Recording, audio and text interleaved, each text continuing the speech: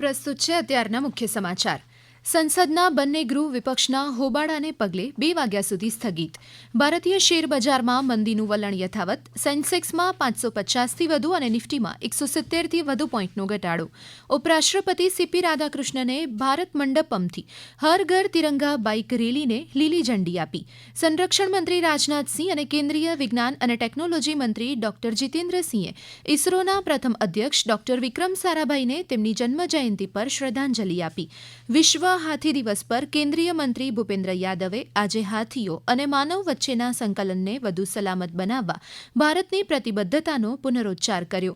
આંતરરાષ્ટ્રીય યુવા દિવસ પર લોકસભાના અધ્યક્ષ ઓમ બિરલાએ સોશિયલ મીડિયા સંદેશમાં કહ્યું કે યુવાનોના સપના ભારતની આવતીકાલનો પાયો છે. લોકસભામાં જણાવવામાં આવ્યું હતું કે કેન્દ્રશાસિત પ્રદેશ જમ્મુ અને કાશ્મીરને પ્રધાનમંત્રી ગ્રામ સડક યોજના હેઠળ કેન્દ્રએ ચાલુ નાણાકીય વર્ષ 2026-27 માટે 980 કરોડ રૂપિયા ફાળવ્યા.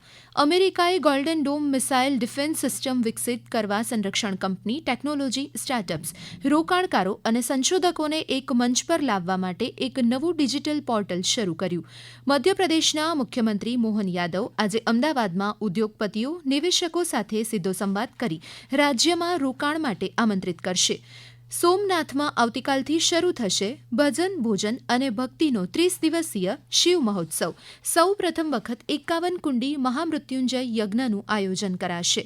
પૂર્વ રાજસ્થાન, મધ્ય મહારાષ્ટ્ર, ઓરિસ્સા, ઝારખંડ અને પશ્ચિમ બંગાળના કેટલાક ભાગોમાં આજે ભારે વરસાદની આગાહી. મહીસાગરમાં લાંબા વિરામ બાદ ફરી વરસાદ શરૂ. જિલ્લામાં સાર્વત્રિક વરસાદને પગલે 22 જળાશયમાં નવા નીરની આવક. અને junior girls inter district football ટુર્નામેન્ટમાં બનાસકાંઠાની ટીમ ચેમ્પિયન બની, કચ્છની ટીમ રનર્સઅપ બની. આ સાથે જ અત્યારના મુખ્ય સમાચાર પૂરા થયા. હવે પછી આપ બપોરે 1:20 રાષ્ટ્રીય સમાચાર સાંભળી શકશો.